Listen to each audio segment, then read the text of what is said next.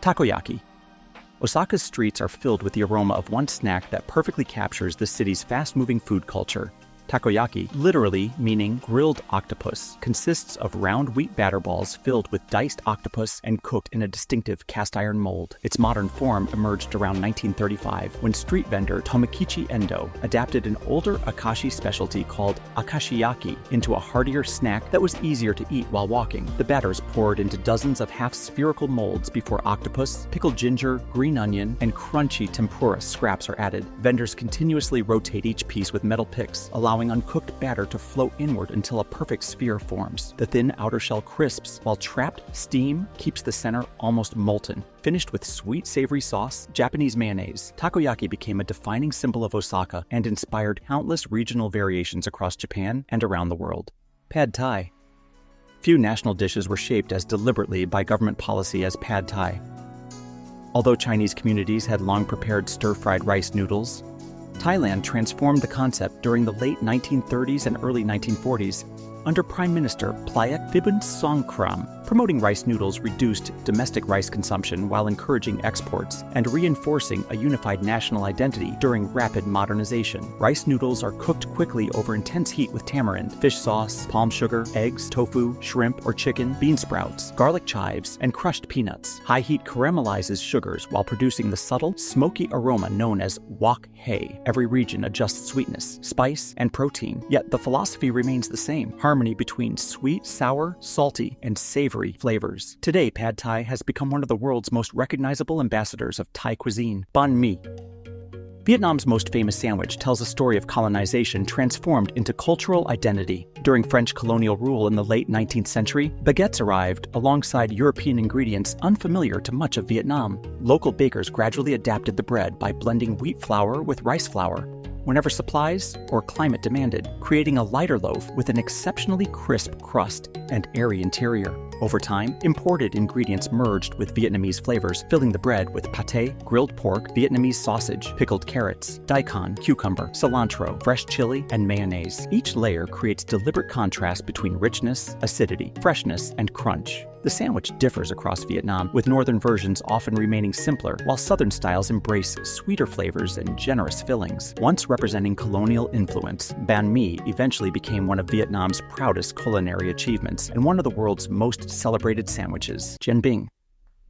Long before sunrise across northern China, countless vendors prepared Jianbing as a breakfast that has fueled commuters for generations. Popular legends trace its origins nearly 2,000 years to military camps, although the familiar street version evolved much later through everyday urban life. A thin batter of wheat and mung bean flour is spread across a hot circular griddle before an egg is cracked directly onto the surface. Fresh herbs, fermented bean paste, chili sauce, and an exceptionally crisp fried cracker are folded inside the finished crepe. The combination of soft egg, aromatic herbs, savory sauces, and brittle crunch creates a remarkable contrast of textures in every bite. Regional versions vary from Beijing to Tianjin, each with distinctive sauces and fillings. Despite modernization, Jianbing remains one of China's most beloved breakfasts because it delivers speed, nutrition, texture, and centuries of culinary tradition. Satay.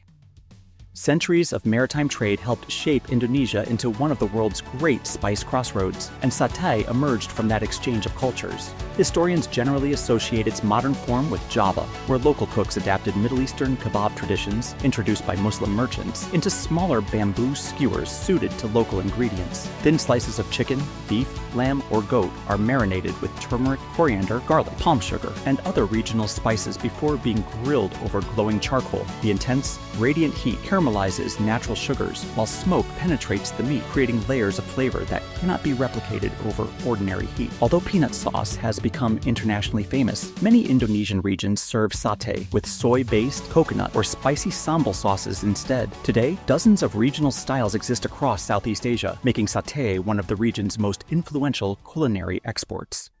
Roti Canai. Despite being regarded as a Malaysian icon, Roti Canai reflects centuries of migration across the Indian Ocean. Indian Muslim communities brought layered flatbread traditions to the Malay Peninsula, where local cooks adapted them into an affordable, everyday staple. Made from little more than flour, water, salt, and generous amounts of fat, the dough is stretched until almost transparent before being repeatedly folded into thin layers. As it cooks on a flat griddle, moisture trapped between those layers turns to steam, naturally separating the dough into crisp, flaky sheets. Vendors often toss the finished bread by hand, allowing steam to escape while enhancing its delicate texture. Some regions pair it with dal or rich curries, while others enjoy it simply with sugar or condensed milk. Its remarkable texture proves that technique alone can elevate the simplest ingredients into an unforgettable meal. Momo. Hidden among the Himalayan mountains, Momo has become one of the defining foods of Nepal while preserving deep cultural connections with Tibet.